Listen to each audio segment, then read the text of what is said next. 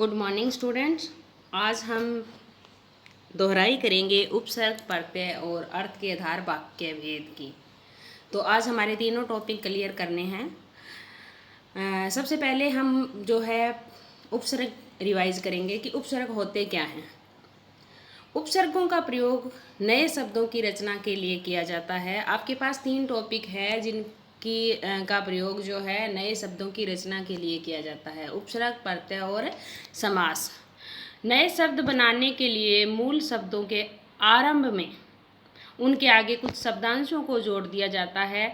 इससे मूल शब्द के अर्थ में बदलाव आ जाता है। ऐसे ही जो शब्दांश होते हैं उनको उपसर्ग कहते हैं। तो उपसर्ग की परिभाषा क्या होगी? भाषा के वे अर्थवान छोटे छोटे शब्द जो वाक्य शब्दों के आगे जुड़कर नए शब्द बनाते हैं और उनके अर्थ में बदलाव लाते हैं, उन्हें उपसर्ग कहते हैं। तो कुछ यहाँ पर उदाहरण दिए गए हैं। मूल शब्द है योग और इसके आगे हमने जो है उपसर्ग लगाया और नया शब्द बना हमारा प्रयोग। इसी तरह हार, आहार, कार से अधिकार, कुल से अनुकूल। तो इनमें अधि, अनु ये उपसर्ग हैं। मूल शब्दों के साथ उपसर्ग का प्रयोग करने से क्या होता है? एक तो नया शब्द बनता है, दूसरा मूल शब्द के अर्थ में बदलाव आ जाता है। कभी कभी अर्थ में बदलाव नहीं आकर विशेषता भी आ जाती है। कई बार क्या होता है, अर्थ में बदलाव नहीं आ जाता और उसकी कोई विशेषता आ जाती है। जैसे पथ के आगे हम कु लगाएंगे तो कु पथ बना देते हैं।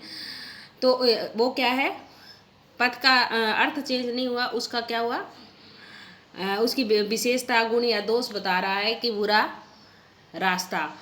तो इसी तरह उपसर्गों का प्रयोग स्वतंत्र अर्थ में नहीं किया जाता। कभी भी ये स्वतंत्र अर्थ में प्रयोग नहीं किए जाते। इनके साथ एक मूल शब्द जोड़ा जाता है। उपसर्गों में के प्रकार जो है, हिंदी में 4 प्रकार के उपसर्गों का प्रयोग किया जाता है।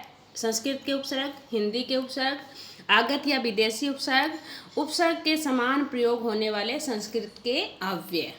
तो सबसे पहले संस्कृत के जो उपसर्ग हैं, इन उपसर्गों को क्या कहते हैं? तत्सम उपसर्ग भी कहा जाता है। ये प्राय तत्सम शब्दों के साथ प्रयोग होते हैं।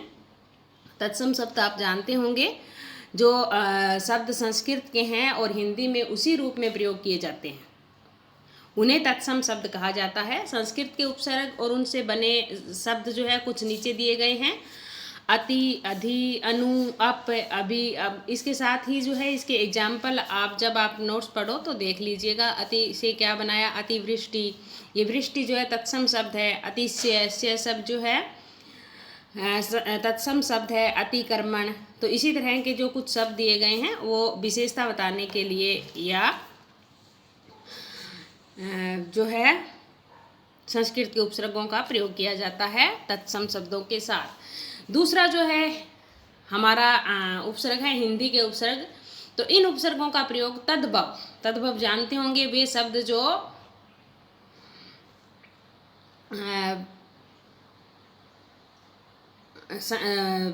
हिंदी के प्रयोग हैं, उन्हें संस्कृत के शब्दों का बदला हुआ जो रूप होता है वो तद्भव शब्द कहलाते हैं। तो यहाँ पर तद्भव उपसर्ग भी इनको कहा जाता है। इनका प्रयोग हिंदी के शब्दों के साथ किया जाता है और ये उपसर्ग है ए, अन, अद, ओ, उन, कै या कु। इनके जो है बेटे अर्थ, जो उपसर्ग है इनके अर्थ बहुत मायने रखते हैं। कई बार जो क्या होता है कि हम अर्थ का ध्यान नहीं रखते। जैसे कु उपसर्ग का प्रयोग हमेशा बुरे के लिए होता है।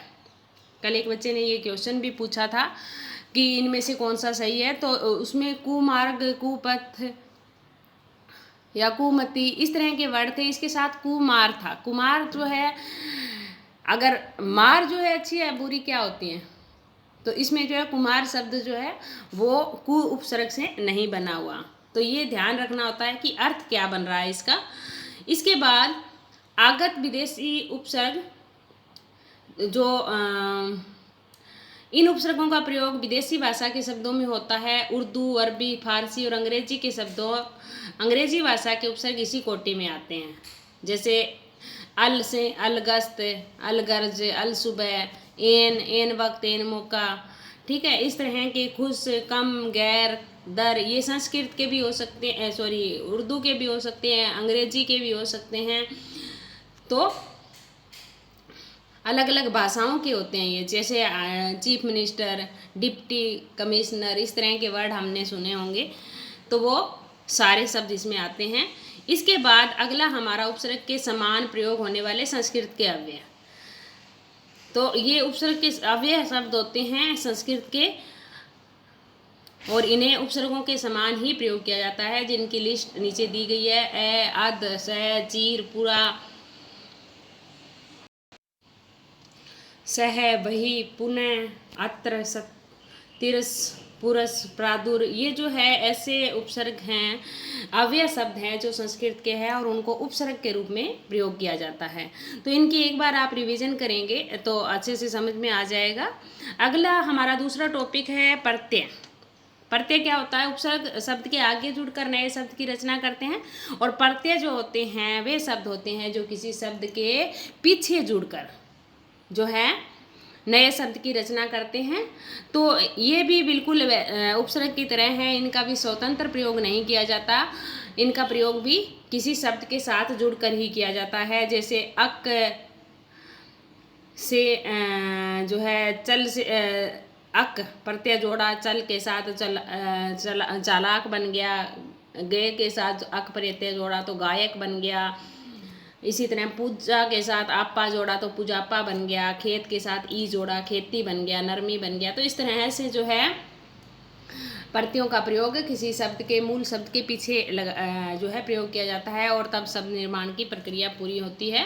प्रत्यय के भेद होते हैं, दो तरह के होते हैं, कृत प्रत्यय और तद्धित प्रत्यय। कृत प्रत्यय क्या होते हैं? जो प्रत्यय शब्दांश के अंत में लगकर नए शब्द बनाते हैं उन्हें कृत प्रत्यय कहते हैं।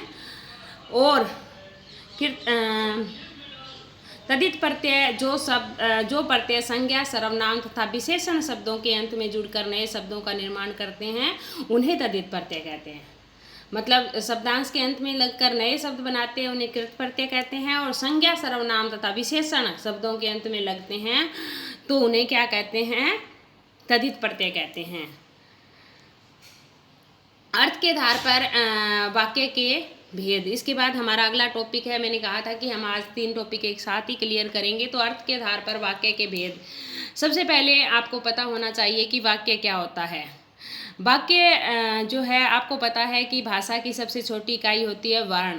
वर्णों के सार्थक मेल से हम शब्दों का निर्माण करते हैं, और शब्दों को जब हम वाक्य में प्रयोग कर लेते हैं व्याकरण के नियमों के अनुसार, जब एक सार्थक वाक्य बन जाता है तो उसे वाक्य कहते हैं। वाक्य के 2 जो है अंग होते हैं, उद्देश्य और विधेय।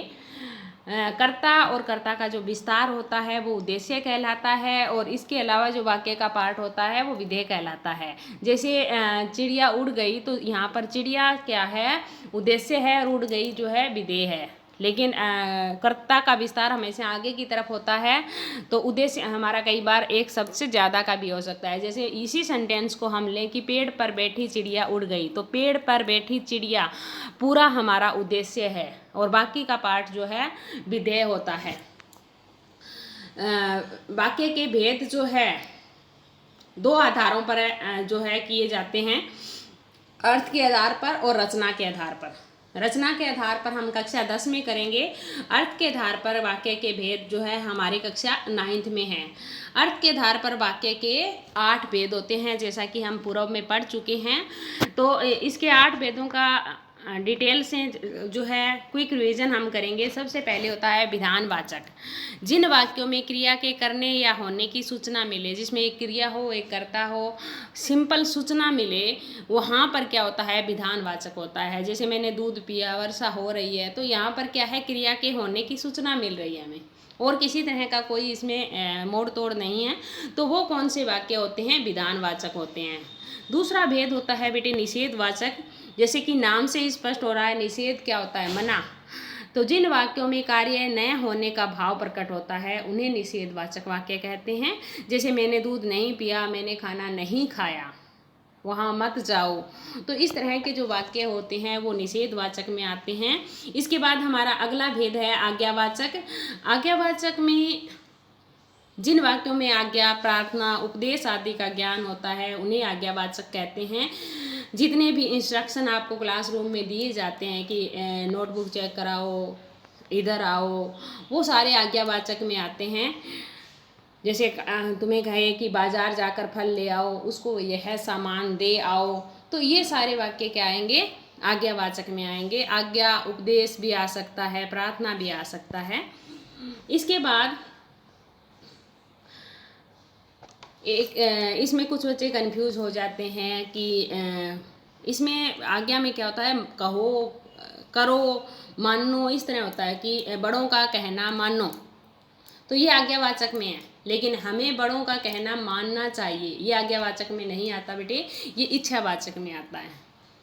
ठीक है, मानो, करो, इस तरह का अगर आता है लास्ट में तो वो आज्ञावाचक में आता है। इसके बाद प्रश्नवाचक होता है। जिन वाक्यों में किसी प्रकार का प्रश्न पूछने का ज्ञान होता है उन्हें प्रश्नवाचक क्या कहते हैं। जैसे तुम कहाँ से आ रही हो, तुम क्या पढ़ रही हो, तुम्हें जो है कहाँ जाना है, इस तरह के जो वाक्य होते हैं इसके अंत में जो है प्रश्नवाचक चिन्ह अवश्य लगे होते हैं। अगला होता है बेटे इच्छावाचक। जिन वाक्यों में इच्छा, आशीष या शुभ कामना आदि का ज्ञान होता है उन्हें इच्छावाचक वाक्य कहते हैं। जैसे तुम्हारा कल्याण हो, जितने भी आशीर्वाद हमें मिलते हैं, जितने भी हमारे बर्थडे पे विशेष वगैरह मिलते हैं, त्योहारों पर हमें जो है विशेष वगैरह मिलती है, ये सारे इच्छावाचक में आती हैं। हम कहीं जा रहे हैं तो कहते हैं कि तुम्हारी यात्रा मंगलमय हो, तो वो भी इच्छावाचक में है। होना या ना होना डिपेंड करता है सिचुएशन पर। भगवान तुम्हें लंबी उम्र प्रदान करे, तो ये सारे। और इसमें जो है जो सिंपल विधानवाचक वाक्य होते हैं इनके आगे हम काश लगा दें कि विद्यार्थी पढ़ रहे हैं, तो काश विद्यार्थी पढ़ रहे होते, तो वो भी इच्छावाचक हो जाता है। तो इस बात का ध्यान रखें कि साधारण वाक्यों को अगर हमें इच्छावाचक में बदलना है तो काश इस तरह का सेंटेंस लगा दें। इसके बाद संदेहवाचक होता है बेटे कि जिन वाक्यों में संदेह या संभावना व्यक्त होती है उन्हें संदेहवाचक वाक्य कहते हैं। जैसे शायद शाम को वर्षा हो जाए, वह आ रहा होगा, पर हमें क्या मालूम, हो सकता है राजेश आ जाए। तो इस तरह से जो सेंटेंस होते हैं जिनमें सस्पेंस बना होता है कि होगा या नहीं होगा काम, तो वहाँ पर कौन सा वाक्य होगा, संदेहवाचक होगा। इसके बाद अगला भेद हमारा है विस्मयवाचक। तो ये लगभग सभी बच्चों को पता ही है कि जिन वाक्यों में आश्चर्य, घृणा, शोक आदि भावों की अभिव्यक्ति होती है उन्हें विस्मयवाचक कहते हैं। इस तरह के वाक्य जो होते हैं इसमें एक विस्मयवाचक जो है शब्द होता है और उसके बाद विस्मयादि बोधक चिन्ह भी जो है जरूर लगा होता है। जैसे वाह कितना सुंदर दृश्य है, उसके माता पिता शाबाश तुमने बहुत अच्छा काम किया, तो इस तरह है जो शाबाश के बाद जो है इसमें आना चाहिए था विस्मयादि बोधक चिन्ह। इसके बाद लास्ट हमारा है संकेतवाचक। संकेत मतलब इशारा। जिन वाक्यों में एक क्रिया का होना दूसरी क्रिया पर निर्भर करता है उन्हें संकेतवाचक वाक्य कहते हैं। जैसे यदि परिश्रम करोगे तो सफल होगे, तो परिश्रम करने पर ही सफलता मिलेगी। सफलता मिलने पर के लिए क्या आवश्यक है, परिश्रम करना। तो एक क्रिया के होने या ना होने पर दूसरी क्रिया का होना या न होना निश्चित होता है। इसमें पिताजी अभी आते तो अच्छा होता, अच्छा क्या होता, पिताजी आते तो। अगर वर्षा होगी तो फसल अच्छी होगी। तो इस तरह से जो है इसमें संकेतवाचक में चेंज किया जाता है। और संकेतवाचक वाक्यों अगर हम विधानवाचक या किसी तरह के वाक्य को संकेतवाचक में बदल रहे हैं तो मोस्टली हमें आधा सेंटेंस अपनी तरफ से जोड़ना पड़ता है। लेकिन संकेतवाचक वाक्य को साधारण में बदल रहे हैं तो ऐसा कुछ नहीं है। जैसे अगर वर्षा होगी तो फसल अच्छी होगी, तो इसको सिंपल कहेंगे वर्षा होगी तो अच्छी वर्षा से अच्छी फसल होगी, परिश्रम करने पर अवश्य सफलता मिलेगी। तो इस तरह से साधारण वाक्यों में या विधानवाचक में बदला जा सकता है। तो आज हमारे 2 टॉपिक, वैसे तो 2 कह सकते हैं, 8 नंबर के टॉपिक है हमारे उपसर्ग प्रत्यय और अर्थ के आधार पर वाक्य। 4 नंबर के हमारे उपसर्ग प्रत्यय आएंगे, 2 नंबर के उपसर्ग, 2 नंबर के प्रत्यय और 4 नंबर का हमारा अर्थ के आधार पर वाक्य आएगा। तो इसकी अच्छे से रिवीजन करें। धन्यवाद। आपका दिन शुभ हो।